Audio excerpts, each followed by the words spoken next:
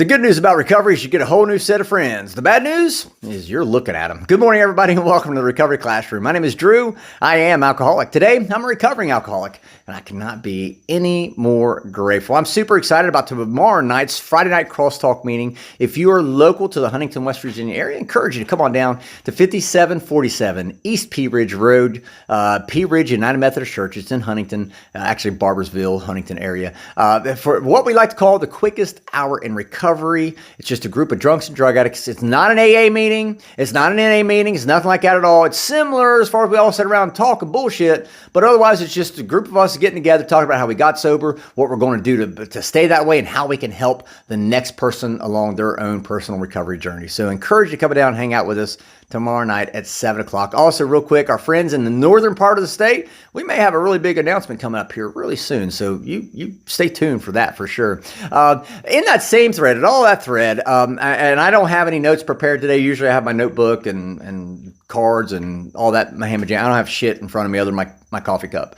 So I'm just going to kind of do this on a whim because I've got my heart is overflowing with gratitude this morning. I've already been in basically an AA conversation since like 5 a.m. this morning with a friend of mine over text. And I was thinking about, why I get so excited about crosstalk. Let me start there. Why I get so excited about crosstalk is because it gives me an opportunity to meet and catch up with my friends. My friends. See, I thought I had friends when I really didn't before I was drinking. I always kept people at arm's length, at a distance away from me. They were more so acquaintances. You know why? Because I didn't want them to know I was weak. I didn't want them to know I had problems. I didn't want them to know that I wasn't perfect. I didn't want them to know that I was an alcoholic.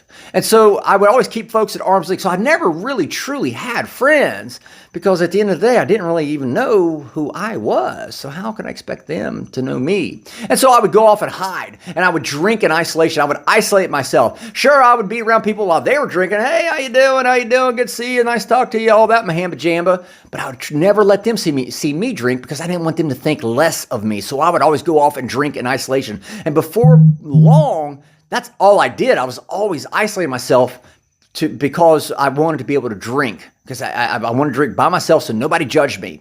Nobody thought less of me because I already thought less of myself. Coming into the rooms of recovery, I realized many things, but I realized my problem had been I didn't know how to love myself. So I got to know me. I got to know who this guy is. And while I'm far from perfect, 100% far from perfect, I like who I am. Sure, there are things about me I still don't like. I am the world's worst at procrastination. Holy shit. I've done better, but I still got a long way to go. I'm still going to keep working. So even with all my faults, flaws, and indiscretions, I learned how to love myself. And now I get to catch up. I got to go into the rooms, build that network of people that I now call my friends, and I get to catch up with them every Friday night. And that's one of the great things I love about crosstalk. There's no judgment.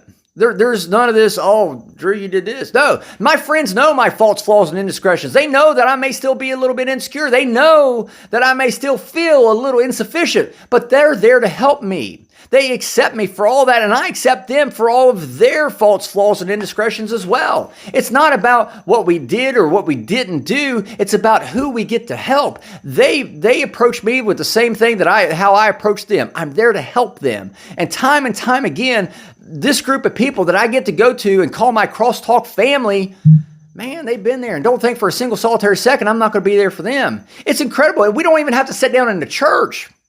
We could sit down in the grocery store aisle, for crying out loud.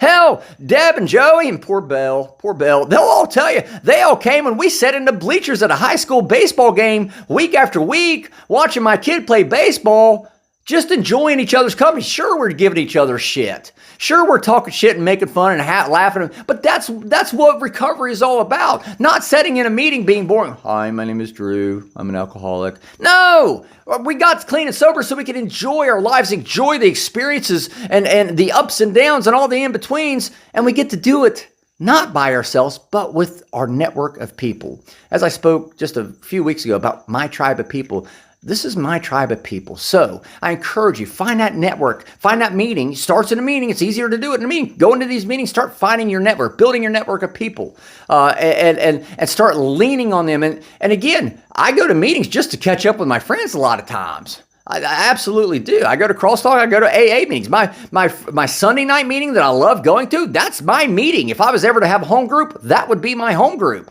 I go to meetings, though, to catch up, not just to get my spiritual cup filled up, but also catch up with my friends because these people I genuinely, truly do care about. So I'm out of time.